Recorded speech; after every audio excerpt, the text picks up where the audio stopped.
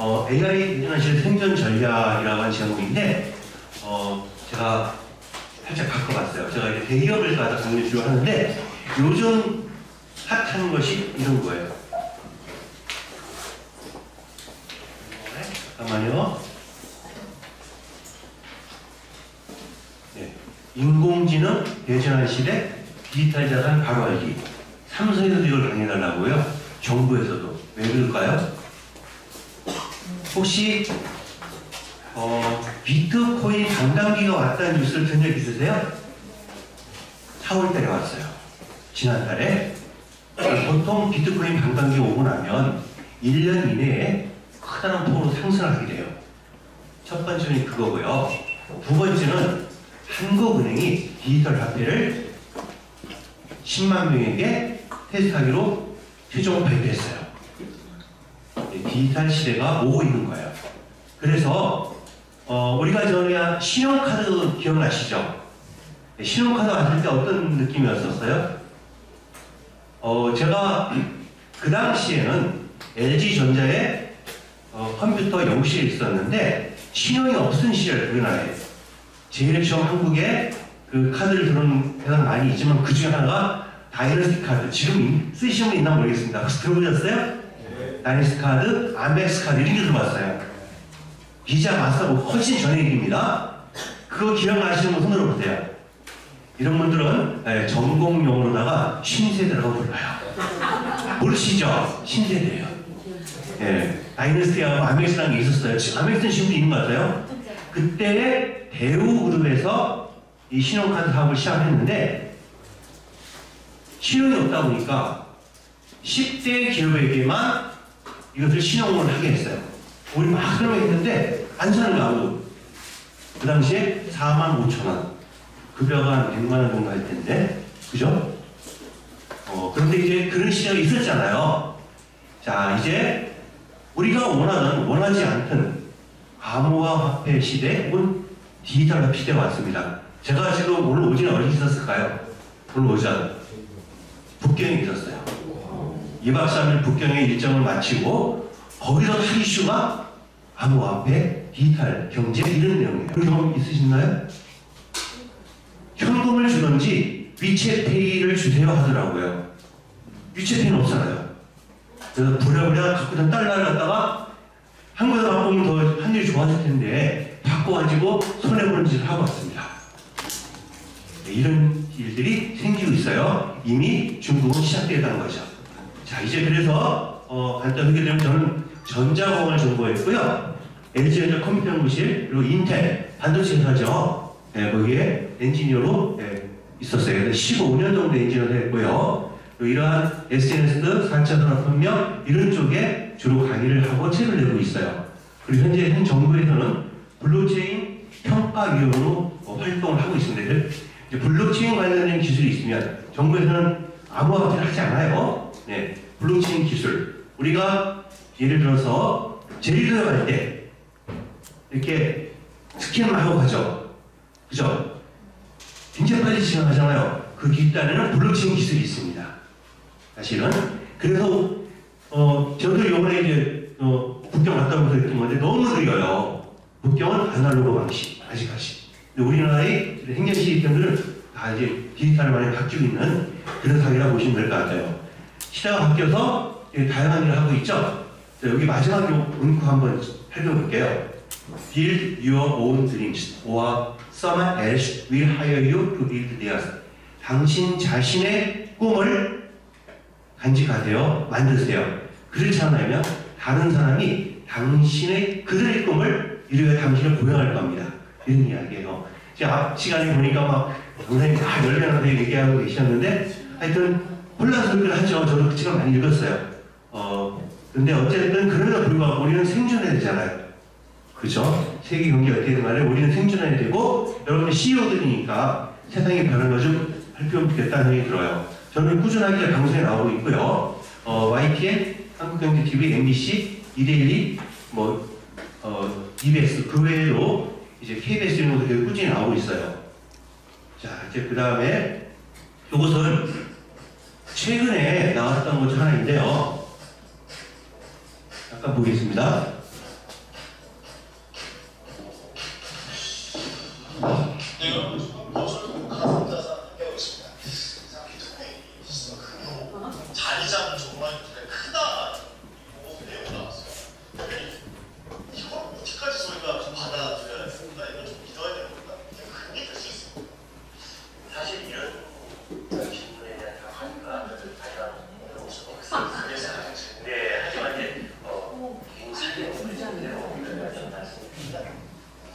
가상화폐가 디지털 시대에서 금과 같은 자리를 차지할 가능성을 매우 높다 생각하고 있는데요. 우리나라는 다르게 비트코인이 아닐 수 있다는 거죠. 그 다른 형태의 암호화폐가 등장할 수도 있는데 얘는 정부에서 발행하는 국가가 인증하는 그러한 계산화폐가 포함이 돼요. 여기 대한민국도 경쟁을 하고 있고요. 그 변화를 생각해보면 이 사람이 유명한 사람이야. 샘 올트만. 나이는 어려요. 그죠? 이런 말을 했어요. AI는 인공지능인데 AI가 우리 사회를 재구성할 거예요. 재구성. 여기 재구성에 관심 있게 보시죠. 재구성은 재건축과 마찬가지로 어떤 있던 것을 허물어 버리고 새로 짓는다는 얘기예요. 사회가 허물어진다는 걸 의미합니다.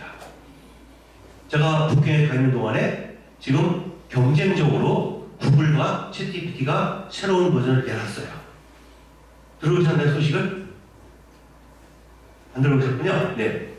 예를 들면 이미지를 인식하기 시작했어요. 이제 말을 인식하는 게 아니라 내가 먹을 수 있는 게 뭐니? 그러면 사과잖아요. 딱 집어주는 거죠. 그죠? 그리고 이러한 것을 연속적으로 기억할 수 있는 그러한 힘도 생기게 되었어요. 그래서 굉장히 지금 세상을 빨리 움직이는데 결국 우리는 물리적인 세상과 디지털 세상을 넘나들어야 돼요. 혹시 여러분들이 디지털 세상 얼마나 준비하는지 모르겠지만 오늘 간단하게 소개하도록 할게요. 굉장히 빠르게 변해요. 색깔도 변하고 모양도 변합니다. 그리고 이러한 변화 속에서 정말로다가 세계인이 주목하고 있는 나라가 있습니다. 제가 외국에 나갈 때 느낀 건데 저는 이 자리에 서기 전에 북경 갔다 왔다 했지. 2박 3일로. 그 전에 두바이 갔다 왔고요. 그 전에 태국 갔다 왔어요. 다 이러한 디지털과 관련된 통역을 하거나 강의를 하기 위해서 갔다 왔어요. 영어 강의가 되거든요. 자, 그래서 보시다시피 한국입니다. 한국이 왜 부상력이 있을까요? 한국이 두 개 회사 때문에 그래요. 미국 회사. 하나는 애플 TV 아시죠? 걔네들이 주제를 적극적으로 한국과 관련된 것을 그건 나쁜 게 아니라 좋은 내용만 해서 하고 있어요. 그 중에 한 대표적인 영화는 빠칭코라는 것이 있었는데 그것은 한국이 문화적으로 앞서 있고 일본보다 월등하다는 그 내용을 갖고 있는 거예요. 일본이 그 방송 못하게 하려고 별짓을 다 했지만 마이웨이 가버렸어요. 근데 그게 너무 충격적이어서 미국 의회에서는 이걸 다 봐라 하고 우리 생각을 좀 한번 제대로 봐야 된다. 또 하나 뭐죠? 넷플릭스. 심지어는 오징어 게임에서는 세계 최초로 영어가 아닌 다른 나라 말이 될 때는 아마도 프랑스 말이나 독일어가 될 것이라고 상상했어 사람들이. 누가 탔죠? 한국어가 탔어요. 그쵸? 이런 사회가 되었습니다.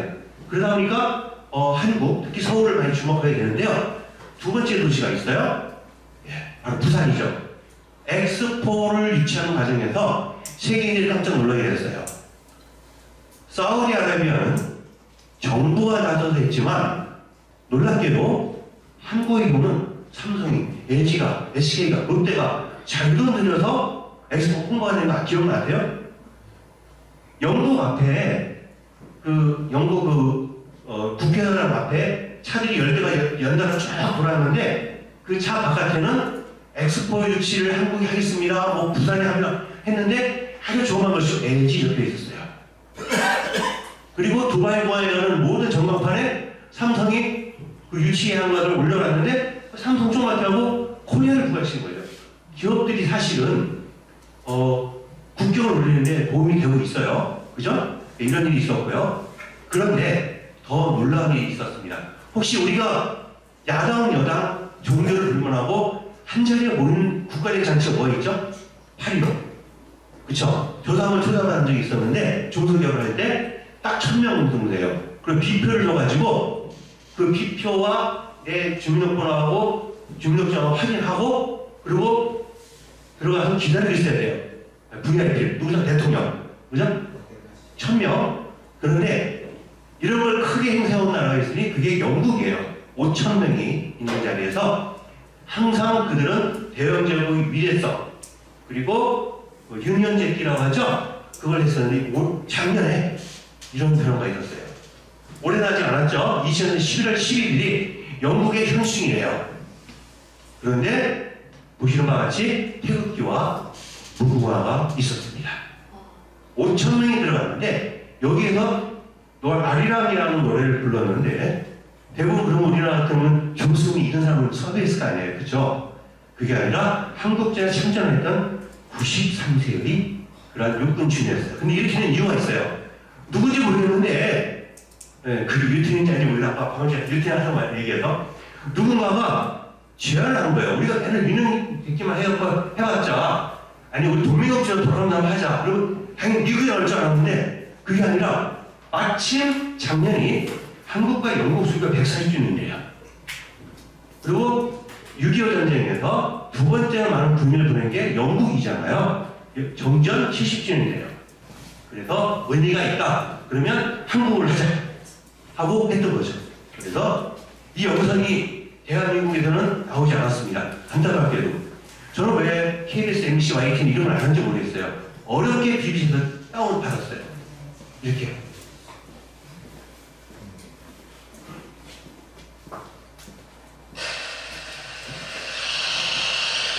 나오죠. 6.25 전쟁에 대한 그러한 이미지가 나오고 정식으로다가 쟤네 유명하잖아요. 이게 전 세계에서 제일 고등학교 때 유명한 잘한다고 나와있죠. 병정처럼 이렇게 하고 보통 이런 얘기가 나오고 여왕을 향하여 그 다음에 수상을 향하여 각국에서 오신 그 CEO를 향하여 경례하고 했었던 거죠. 보세요. 이제 3분짜리로 만들었어요. 제가 1시간 동안 진행이 되었는데요.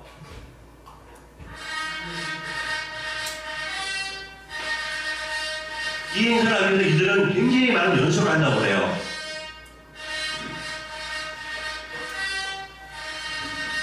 그런데 이것은 생중계되었으며 전 세계 영연방에 글을 나왔어요. 호주, 뉴질랜드, 캐나다 영연방이잖아요. 그죠?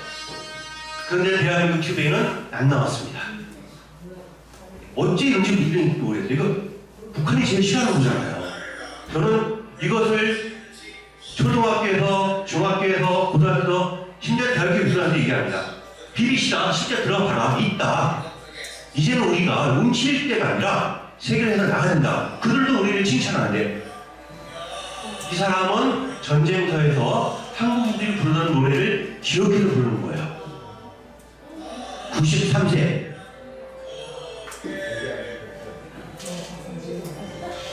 그동안에 태극기와 그 다음에 무궁화가 옆에 있었어요.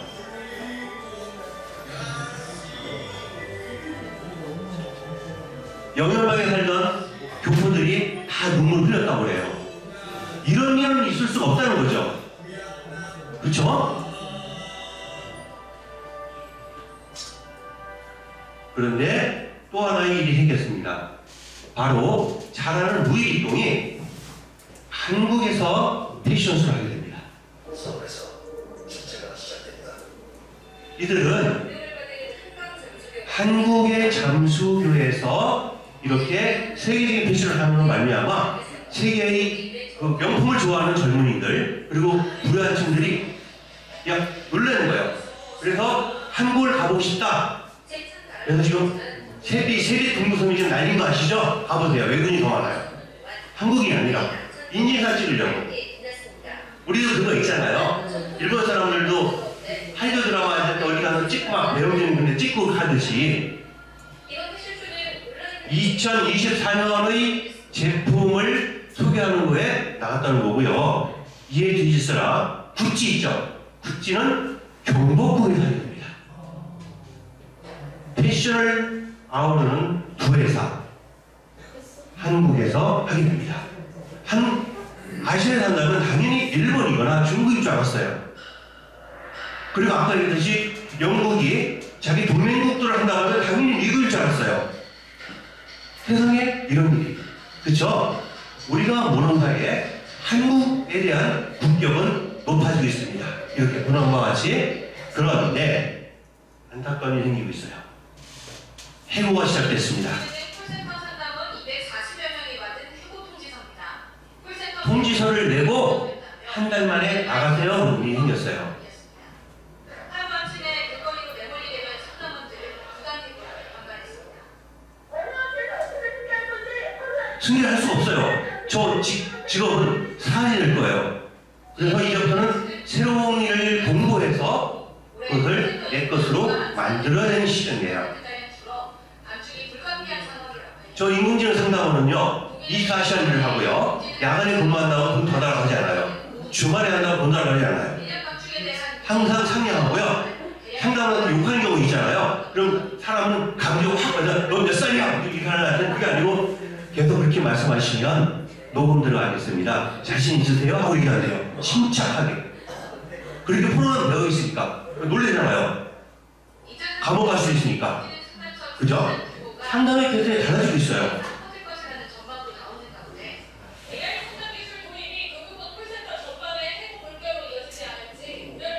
자, 그래서 이제는 이제 블록체인에 대한 얘기를 하게 되는데요. 블록체인은 중앙화이랑 탈중앙화예요. 그래서 블록체인으로 나오는 기술들이 상당히 많이 있는데 그것들이 정부기관에, 금융기관에, 그리고 회사에 사용이 되어지고 있어요. 그러면서 우리 사회를 좀 더 다르게 하고 있는데 보다시피 제가 중국 갔다 왔다 했잖아요. 현찰 안 받아요. 현찰을 주면 중국까지는 여기 햇빛 비춰봅니다. 이게 가짜가 아닌가 진짜인가? 왜냐하면 중국에서 유통되는 거의 대부분의 가짜 돈은 거지한테 준대요. 거지들이 뭘로 받아요? 네, QR코드로 받아요. 위챗. 이런 시대가 되었어요. 실제요. 자, 이제 디지털 화폐가 사용되는 그런 시대가 다가오고 있는데 여기에 대한 뉴스를 한번 보도록 하겠습니다. 한번 따라해 볼까요? CBDC. 한번 더 해볼게요. CBDC. 처음 들어보시는 분 계시죠? 이제 알아야 될 거예요. 이제 정부가 직접 발행하는 디지털 화폐를 얘기합니다. 여러 나라들이 지금 앞다투 하고 있는데 대한민국이 뒤지면 안 되겠다 싶어서 이걸 발행하는데 가장 신경 쓴 나라 어딜까요? 방금 전에 강의했던 분 기억나시죠? 미국. 기축 통화 물을 수 있어요. 각국이 디지털 화폐를 발행하게 되면 디지털 화폐와 동바이 것으로 다 움직이기 때문에 어떻게 변할지 모르는 거예요. 자, CBDC 10만 명을 대상으로 올해 큐포에 실제로 테스트를 할 예정입니다. 그런데 그 토큰의 프로그램을 하게 되면 자녀에게 돈을 딱 줘요. 그런데 서점, 식당, 편의점 사용하는데 PC방은 삐 사용할 수 없는 돈입니다. 이렇게 나와요. 재밌죠? 그렇게 되면 남자를 다 죽었어요. 이제 술집 갈 수가 없어요. 아내한테 돈을 받았는데 네, 이 술은 받은 것은 식당으로 사오는 거죠. 룸사롱 닦으면 삐 하고 있는 거죠. 이제 큰일 난 거죠. 이런 시대가 올 수도 있다라는 것이죠. 그런데 여기 가장 앞서가는 데가 중국이에요. 중국은 24개국과 함께 CBDC를 서로 보유하는 걸로 연구하고 있고요. 외국과의 실험을 이렇게 하고 있어요. 지속적으로. 왜냐하면 중국이 현재 미국에 막 대드는 이유는 너희는 어려우면 돈 찍어내지 않냐. 우리는 너무 억울해. 이런 거잖아요. 그런데 이런 디지털 화폐로 되면 중국뿐이 아니라 다른 나라들도 똑같은 대접을 받을 수 있다라는 것이죠. 그래서 CBDC라는 얘기를 살펴보겠습니다. 센트럴 뱅크 디지털 커런시예요. 최근 CBDC에 대한 관심이 세계적으로 높아지고 있습니다. 우리나라 한국은행에서 만든 자료예요. 현재 CBDC를 실제 도입할 필요는 없지만 국제결제은행에 의하면 전 세계 중앙은행들의 약 90%가 CBDC에 대해 전 세계 중앙에 90%가 한다는 거예요. 근데 우리가 안 하고 있으면 어떻게 되죠? 우리가 나고 될 수 있잖아요. 그죠? 알아보도록 하겠습니다. 그런데 한국이 이러한 디지털이 앞장서 있다 보니까 지금 열심히 달려가고 있는 중이라 보시면 돼요. 화폐는 시대의 변화에 따라 그 형태를 달리해 왔습니다. 과거에는 조개나 곡식, 옷감이 화폐의 역할을 했고 금이나 은과 같은 희금속의 형태를 배워서 지금은 지폐와 동전이 화폐로 사용되고 있습니다. 최근에는 이 실물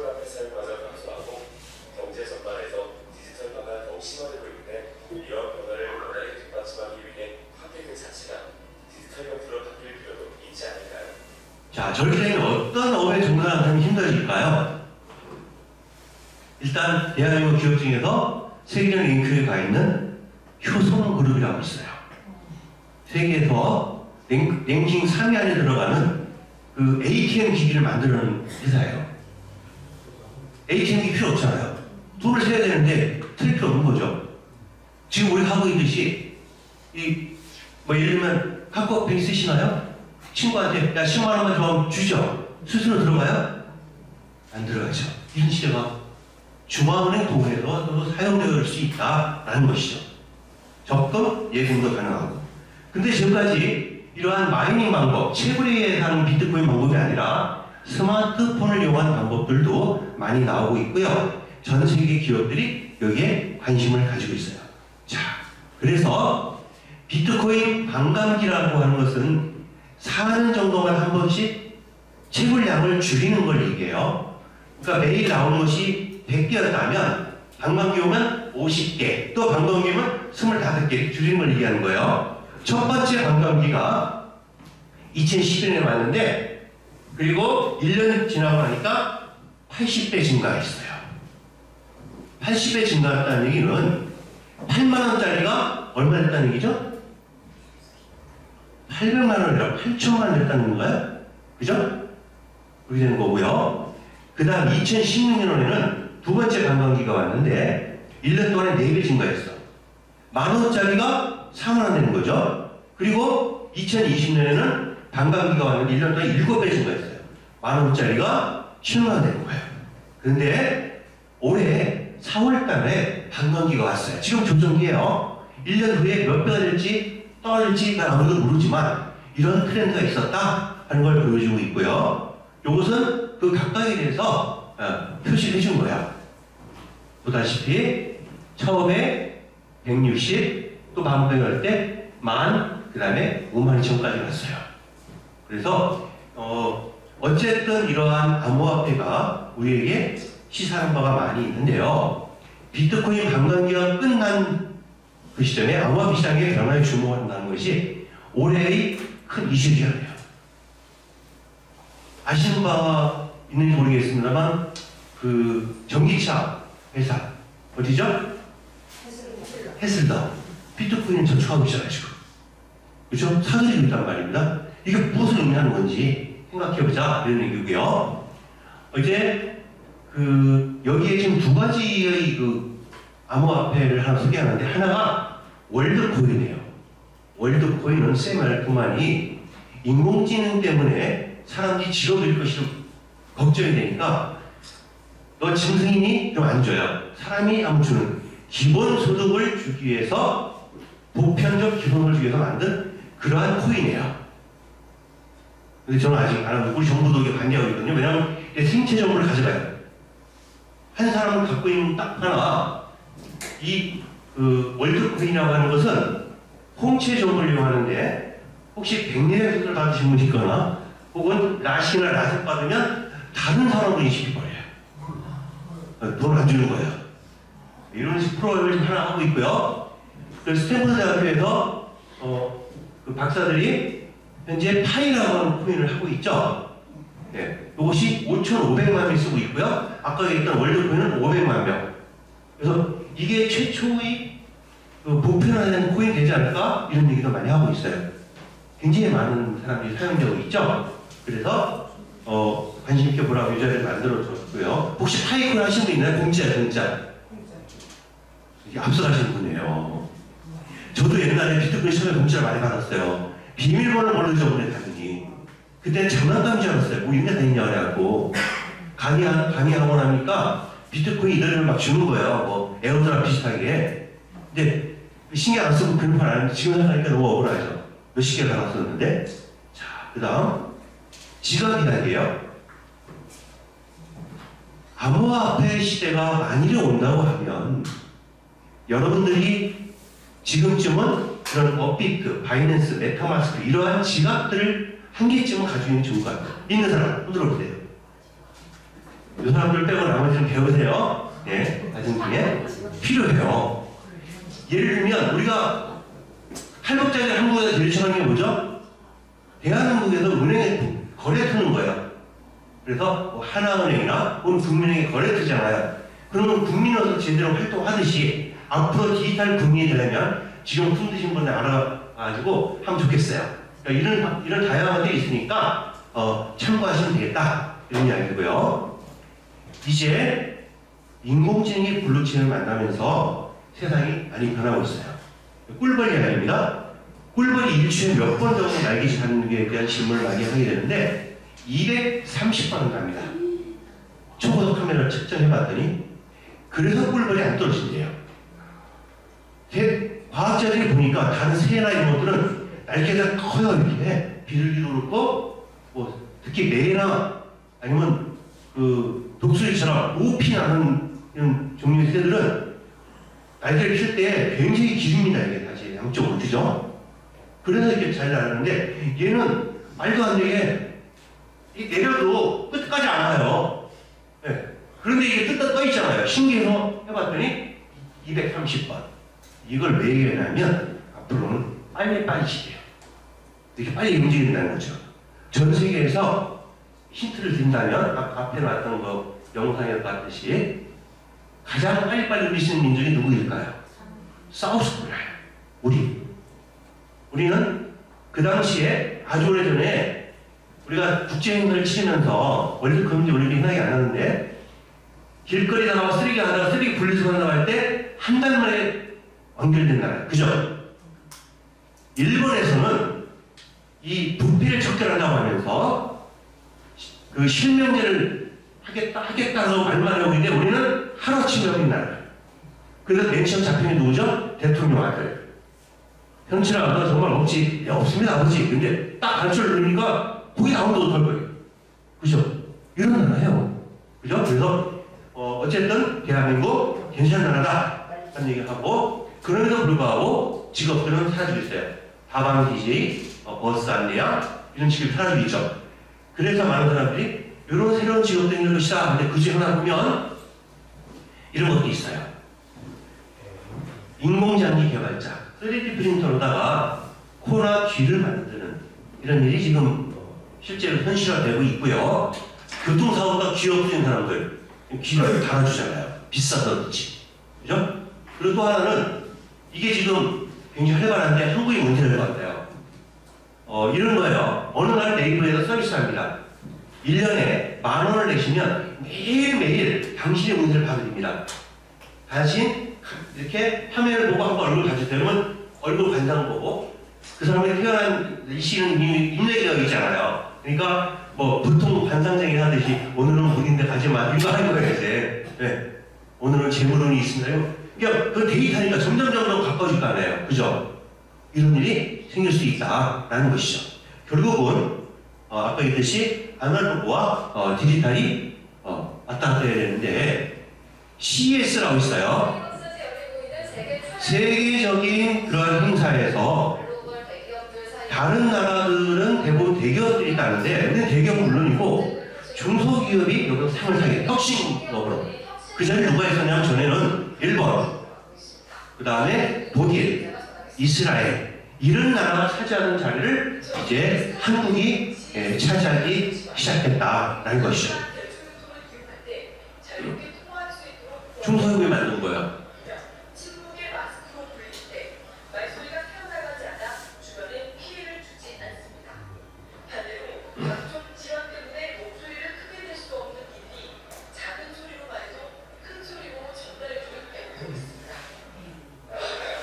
조심을 하지 않는데 잘 들려요. 이런 게 다 대한민국 뉴스예요. 자, 인공지능 이야기죠. 올해 인공지능에 대한 주목하는 트렌드는 소형 언어 모델이 하나 있어요. 혹시 여기 삼성의 AI폰 갖고 계신 분 있나요? 아직 없나요? 네. AI폰. 즉, 데이터가 차단되더라도 그 자체로 통번역이 돼요. 그 자체 갖고 있는 걸로. 그리고 또한 멀티모달. 멀티모달이 아까 얘기했던 구글과 챗GPT가 선보인 것들이에요. 지금까지는 글자를 질문을 잘하면 답을 했지만 이제는 사진 딱 찍은 거 이게 뭐니? 이거 뭐예요? 이게 준 거예요. 그죠? 그래서 굉장히 다양하게 움직이고 과학 분야에 인공지능이 들어와가지고 암치료 의약품 개발, 농업을 위한 보고의 개발 이런 거에 인공지능이 도움을 주고 있다는 것이죠. 이러한 챗GPT는 생긴 지 얼마 안 돼요. 2020년 10월에 공개된 것이죠. 제가 논문 작성, 번역, 노래 작성을 한다고 해서 상당히 많은 사람들이 관심을 가지고 봤고, 그리고 또한 한편은 두려움을 가지고 보게 됐죠. 그런데 이제는 그들을 우리의 비서로 만드는 훈련을 해야 될 것 같아요. 그게 필요하다는 거죠. 보통 전 세계의 100만 명 사용자까지 소요 기간을 보면 이것이 마케팅에 쓸 수 있는 시간이라고 해서 좀 중요한데, 영화, 넷플릭스 3년반 걸렸죠. 트위터 이름 X로 바꿨죠. 2년. 페이스북 1년. 인스타그램 한 달. 그래서 두 개가 사버렸죠. 같은 날 됐어요. 챗GPT는 5일밖에 안 걸렸어요. 더 이상 빠르게 나오지 않을 줄 알았어요. 그랬더니 페이스북 만났던 그 메타, 회사를 바꿨죠. 메타로 저커버크가 소셜미디어 하나 내놨는데 1시간 만에 100만 명이 됐어요. 스레드라고 했어요. 스레드. 그래서 스레드는 주로 10대들이 해요. 우리가 보통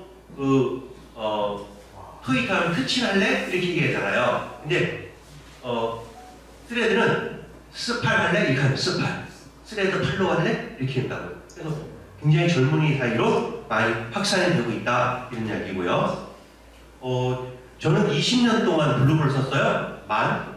4월 달에 만 20년이 되었는데 20년 쓰면서 누적 방문자 수가 2,800만 명 정도 같아요. 그래서 굉장히 많은 분들이 있겠죠. 그걸 분석해줘? 그거 얘기했더니 10초 만에 답을 해준 겁니다. 이런 시대에 세상에 좀 살고 있어요. 그런데 이러한 그 챗GPT 관련된 인공지능은 생성형 인공지능이라고 불러요. 제너러티브라고 말을 쓰는데 가장 충격적인 것이 교육이에요. 혹시 여러분 자녀나 아는 분들 중에서 교사가 있다고 하면 교사가 어느 날 버스 안녕처럼 살릴지 몰라요. 아이들이 교육을 선택하게 한다면 학교 가지 않더라도 나 인공지능 스스로 공부하는 일이 생길 수도 못하는 거죠. 지금까지 우리는 그걸 당연시 생각해왔지만 세상이 바뀌어 있으니까요. 우리가 생각해보면 검정고시라는 게 있었죠. 그죠? 검정고시를 통해서 초등학교, 중학교, 고등학교를 졸업한 자격을 주잖아요. 그러면 나이가 어려도 고등학교에 졸업하고 나면 대학 갈 수 있죠. 그런데 거기에 인공지능이 가세한다고 하면 더 빠른 속도가 될 것이다. 이런 얘기죠. 결국은 챗GPT와 공존, 대립을 반복해서 해야 되는 거고요. 대한민국의 네이버가 반격을 하고 있죠. 하이퍼 플로바 X라고 해요. 아직까지 하이퍼 플로바에서 멀티모델까지 못 갔어요. 멀티모델 하려면 어마어마한 돈을 써야 돼요. 제 생각이에요. 이건 100% 제 생각인데 아마도 소뱅에 한 10조 정도 라인을 팔고 나면 그 돈을 여기다 쓸 것 같아요. 아마도. 제 생각이에요. 이건. 예. 왜냐하면 지금 전 세계에서 자유진흥 국가 중에서는 거의 유일하게 검색 시장의 70%를 장악하고 있는 것은 한국이 유일해요. 일본도 있었는데 누구한테 주고 그 다음에 일단 원래 토종 검색 엔진 사라져버렸거든요. 그죠? 자유진흥이에요. 물론 이제 중국에는 바이두라는 게 있고 어디 있지만 자유진흥 국가에서는 거의 구글이 다 휩쓸었는데 한국만 지금 이러고 있는데 만일에 이것조차 멀티모델 못 나오면 안 된다 그래서 엄청난 투자를 하고 있어요. 그래서 미국의 연구 논문 동향 분석 클럽인 제타 알파에서 매년 순위를 발표하는데 1위가 오픈 AI였고요. 그리고 5위가 메타, 페이스북에서는 지금 6위가 네이버고 10위가 구글이에요. 네이버는 아마도 여기에 투자를 많이 할 것이다. 그런 것이 저희 개인적인 생각이에요. 그래서 우리가 생각을 거든요. 디지털 트랜스포메이션이라는 단어인데 이런 화려한 나비를 봤을 때에 여기에 아름다움을 보고 있지만 사실은 애벌레에서 이렇게 고춧가루 왔다가 진화돼서 오잖아요. 그죠? 근데 가장 고통스러운 것은 요거 뚫고 나올 때라고 하더라고요. 애벌레는 이게 물렁물렁하잖아요. 근데 고치는 단단하지 않습니까? 그래서 보통 짓을 생각한다면 사람을 얘기한다면 여인들이 아기를 낳는 고통보다 더 심하다고 해요. 저 때 많이 죽어요. 왜냐하면 찢어지는 걸 보고선 새들이 기다리고 있다가 나올 때 톡 잡았거든요. 생존 확률도 많지가 않은데 그렇게 돼야지만이 이렇게 나비가 된다라는 것이죠. 제 생각 10개 해보겠습니다. 1901년과 1913년 뉴욕 이야기를 한번 해볼게요. 이 시기에 대한민국을 다스리던 조선이라는 나라는 많이 붙어 있었죠. 그리고 또한 사대 땅파, 노론소론 뭐 이렇게 막 서로 싸우고 그랬잖아요. 남인 북이 뭐 그래요. 그죠? 분명히 이 사람 얘기가 맞는데 남은 세 개가 합심해가지고 막 반대하고 그랬잖아요. 예전에 그 임진왜란도 예측하고는 10만 양이면 10만 군인 양병 해야 된다. 누가 했죠? 이기가 했나요? 누가 했죠? 그죠? 그랬더니 나머지 세 개 파가 합심해가지고 일본은 조그만한데 말이 됩니까? 제가 엉뚱한 생각을 그게 그렇잖아요. 그렇죠? 그래서 국가의 미래를 보는 것이 아니라 자기의 당에 잘된 것만 보고 네 개가 서로 싸웠던 시절이 있는데 지금도 그런 것 같아도 안타까워요. 저쪽 당이라더라도 국가의 미래를 해서 맞는 거라면 그래 가자 해줘야 되고 이쪽 당이라 하더라도 국가를 그냥 그래 우리가 그냥 양보하자 이래야 되는데 당론에 의해서 결정됐습니다. 이것이 많은 것 같아요. 참 안타까운데 미국이 바로 이렇게 지금까지 지속적으로 배운 이유 중 하나가 요 그래프를 잘 보여주고 있는데요. 1901년에는 대부분 마차가 이렇게 굉장히 중요한 운송수단이었고 그리고 마보가 되면 난리가 났대요. 왜냐하면 매우 안정적인 직업인데 지금 우리 공무원이나 교사들처럼 그런데 이 마보가 되면 자기 집안은 물론이고 뭐 누나네, 형네, 동생네까지도 어느 정도 경제적으로 도움을 줄 수 있는 그러니까 스티브가 이번에 뉴욕시장 마보가 됐대요. 와 잔치를 하자 이랬다는 거죠. 그런 무렵에 최고의 직종이었던 마보. 왜 그럴까요?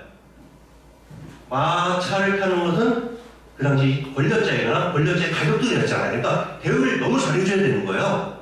그랬는데 이때 1901년에 딱 한 대의 자동차가 나타납니다. 12년 뒤에 마차는 사라지고 자동차만 넘치게 돼요. 지금 우리가 안정적으로 생각하고 있는 교사, 공무원 이런 자리들이 어쩌면 인공지능에서 많이 대체될 가능성도 있다라고 하는 것이죠. 의사도 마찬가지예요. 의학 분업하지만 자 한편 우리한테는 많은 아픔이 있는 시기인데요. 그때요. 60을 꼴명도 한국에서는 취업이 안 됐어요. 그래서 대학교를 나와도 독일에 광부되겠다고 신청을 했고요. 그리고 여자들은 고등학교는 하이클래스였거든요. 고등학교를 나오더라도 바로 1년 동안 공부해가지고 간호사가 됐어요. 실제로 제 친구의 어머니가 독일에 간호사로 갔다 왔었는데 2대 나온 여자였어요. 직업이 없으니까. 그런데 얘기 들어보니까 처음에 시제땀을 했다고 하더라고요. 그만큼 힘든 시기에 그 시기였어요. 많은 사람들이 지쳐있고 일거리가 없었던 전쟁이 끝난 지 12년밖에 안 됐어요. 1950년이 끝났으니까 그때 한 만화가가 이런 희망을 주는 그림을 그립니다. 앞으로 35년도 우리 이렇게 살 겁니다. 전파신문, 인터넷에는 용어가 없으니까. 소형 텔레비전 전화기 빨리 와. 스티브 잡스보다 먼저 스마트폰을 구사한 거죠.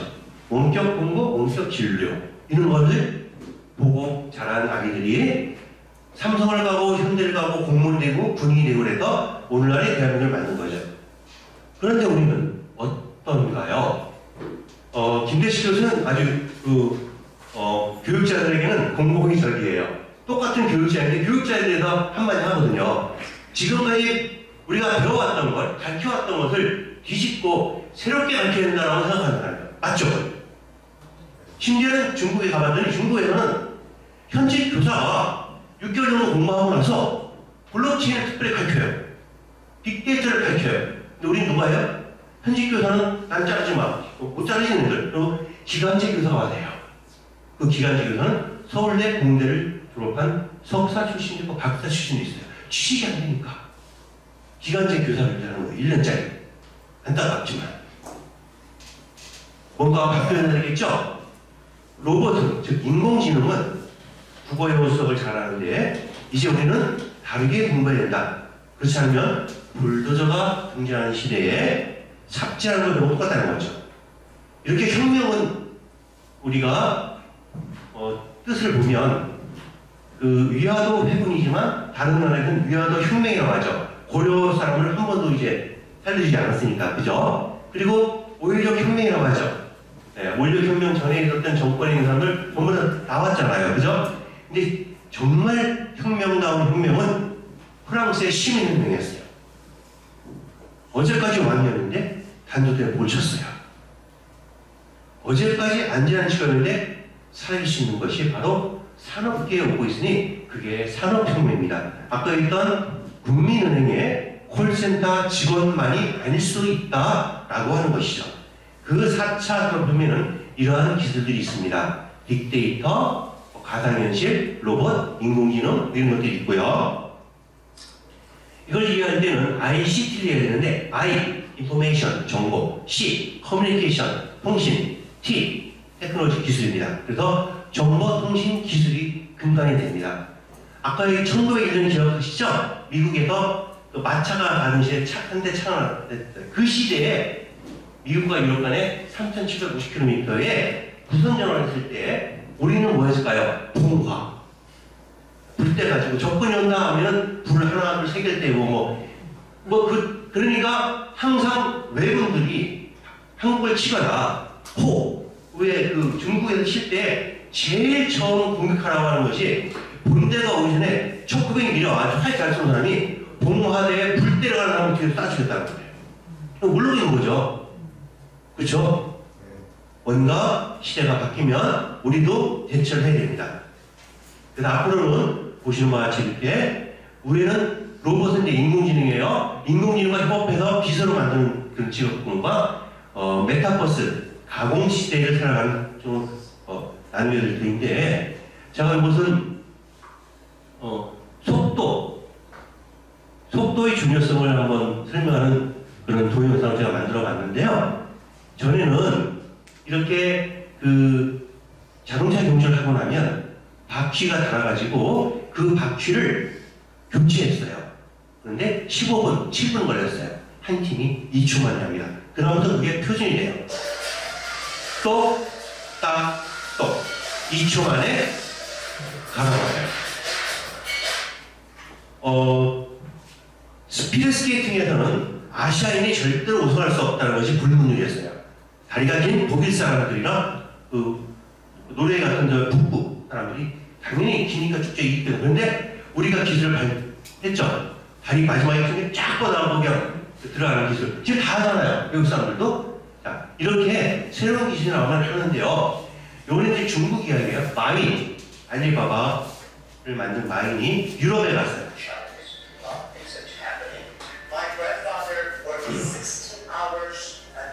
그쵸? 우린 8시간이나 하잖아요.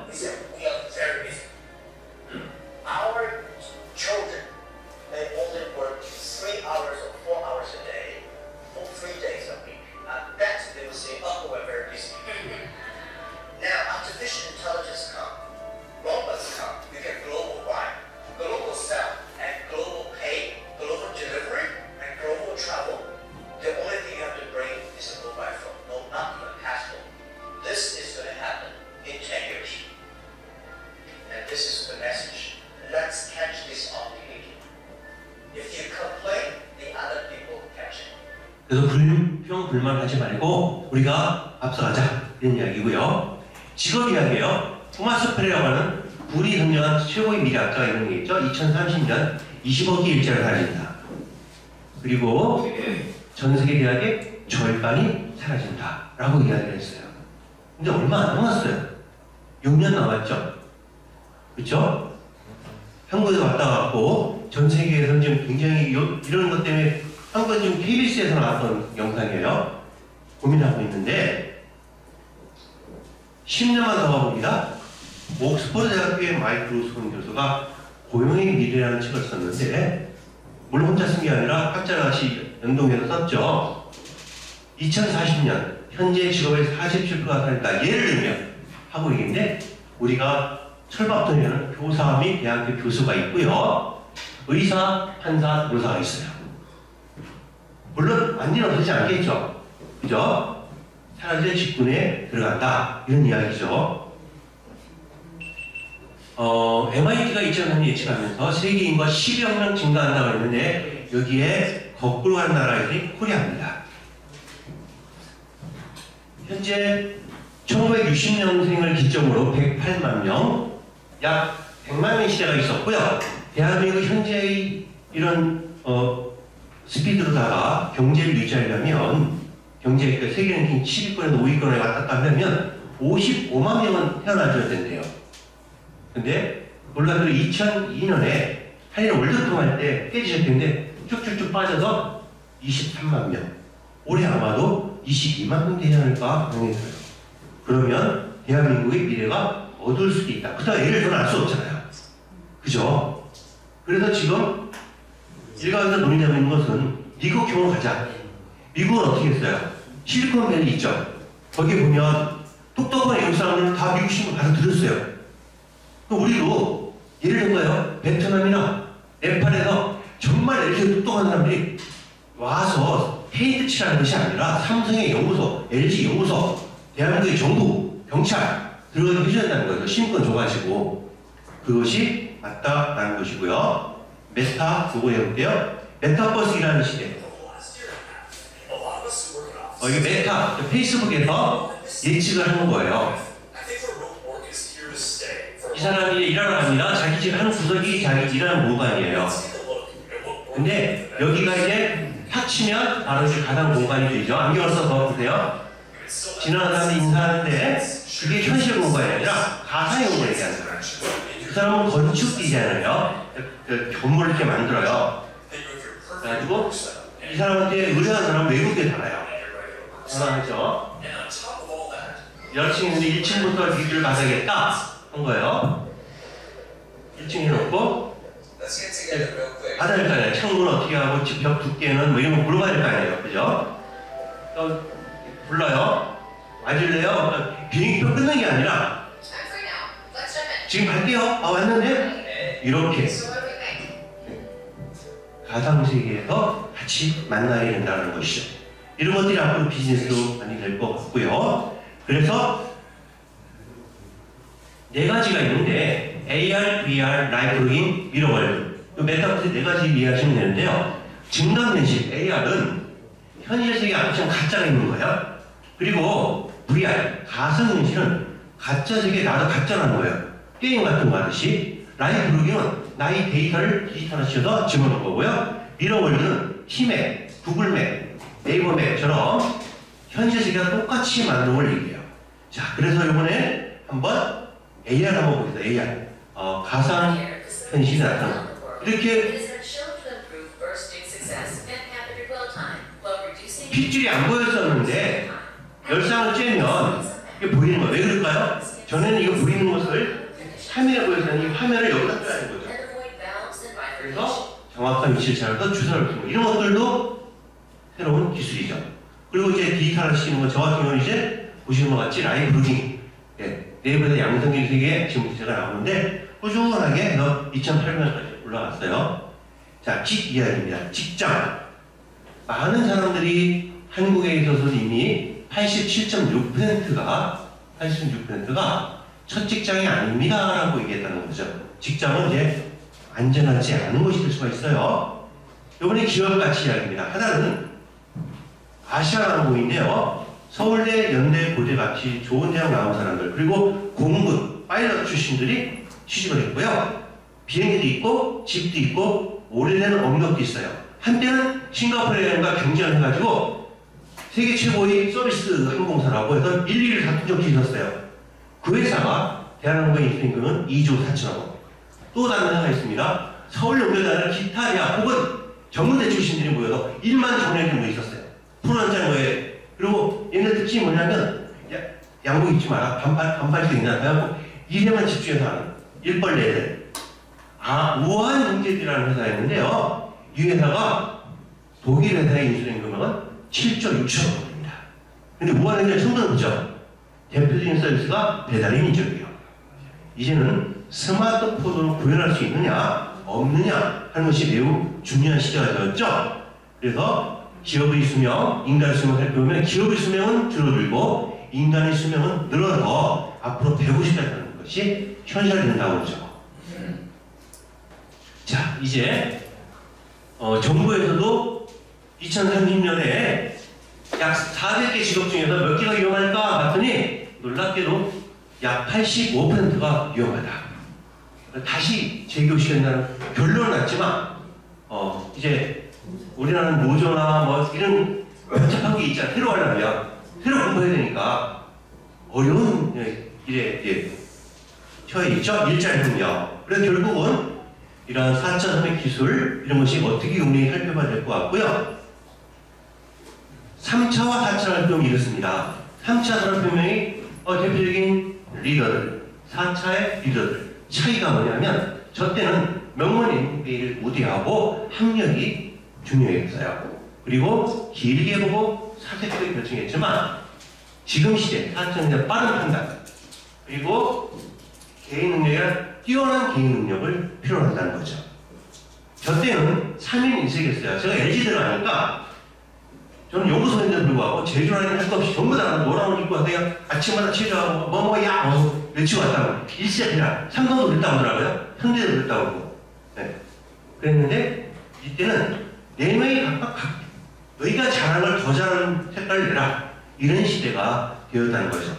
한편 짐 로저스라고 있는데 서울대학교 MBA 학생들에게 강연을 하다가 딱 말을 못 쳤어요. 근데 로저스 온다 하니까 서울대 MBA 출신이랑 빼곡히 있었다고 그래요.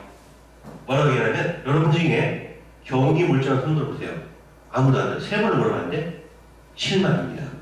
서울대는 똑똑한 학생이 모였다는데 굉장히 실망. 당장 오는 대로 갔대요. 앞으로 스마트폰 같은 것이 유행하면서 농업이 굉장히 부가치가 높을 것이고 당신의 나라의 좌우를 보면 일본과 중국의 부유 중에 당신의 농산물을 비싸게 팔 수 있는 좋은 입지 조건이라고 10년 전에 얘기했어요. 스마트폰이라는 용어가 그 당시 굉장히 낯설 때요. 투자자들은 이렇게 미래를 내다보는 것 같아요. 자, 그래서 이제 제 강의의 마지막 부분 인공지능 기술을 한번 체험해보자는 거죠. 첫 번째는 네이버 거예요. 네이버에서 하이퍼 클로벌하고 검색을 해보세요. 그러면 이렇게 보일 거예요. 그래서 클로벌을 딱 누르면 여러분 핸드폰에 그 네이버가 안 들어있으면 다시 네이버 가입을 해요. 이건 찍어주세요. 높아지만. 네. 그래 놓으면 이렇게 나타나는데 여기서 질문하면 돼요. 제가 물어봤어요. 도쿄로 연말 휴가를 가려고 해. 여기서 쓰기 전 10가지 문장을 원문, 발음, 해석으로 정리해 표를 만들어주는데 안녕하세요. 고맙습니다. 이런 쉬운 거 말고 실제 상황에서 자주 쓸만한 것을 해줘. 그랬더니 문장, 발음, 해석. 이런 식으로 이거 만드는데 10초 걸려요. 찍었죠? 자, 그리고 하이퍼클로바로다가 이제 뭐 다양한 것을 물어볼 수가 있는데 여기 제가 실제 했던 건데 목포, 진도, 강진, 순천저 1박 2일 일정을 다니는 걸 우리 CEO 클럽이 있어요? 거기 하려고 했는데 서로 막 강론을 받게요. 근데 내가 딱 물어봤어요. 10초만 답한 거야. 이렇게 하지 사람이라고 이걸 가지고 있어요. 사람들보다 더 빠르게 이걸 판단하는 거예요. 그 숙박지도 살펴보고. 자, 그 다음에 자, 이번엔 이제 제미니 구글 이름 바뀌었는데 제가 어느 날 그 검사님들 대상으로 강의하러 업무연수원 가다가 이 사진을 찍었어요.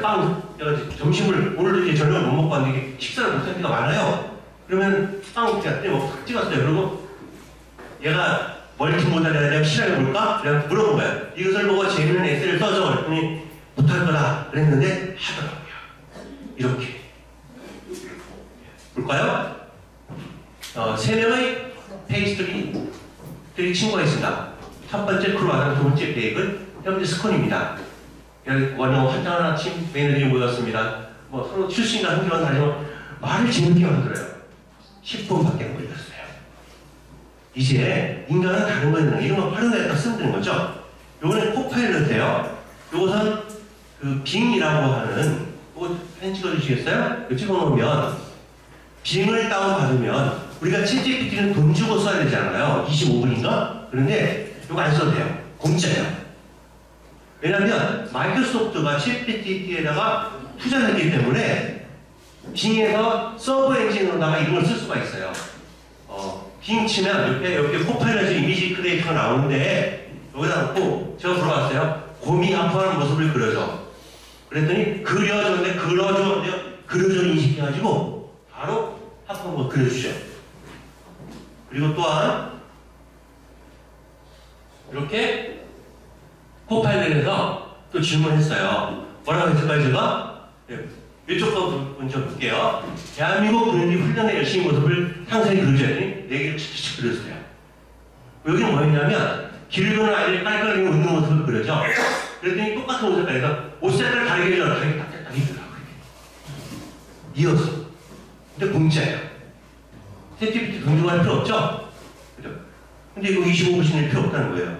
자, 그래서 여기까지 강의를 마치고 약속대로 혹시나 질문이 있어요. 지난번 기수에서도 한 분이 저와 연결돼서 계속적으로 만나기도 하고 그랬는데 질문 있으면 네이버에서 양성리의 세계에 이렇게 검색을 해가지고 거기에서 이제 그 줄 3개가 있어요. 이게 안무글이에요. 여기서 비밀을 해놓으면 저하고만 둘이 대화를 할 수가 있어요. 궁금한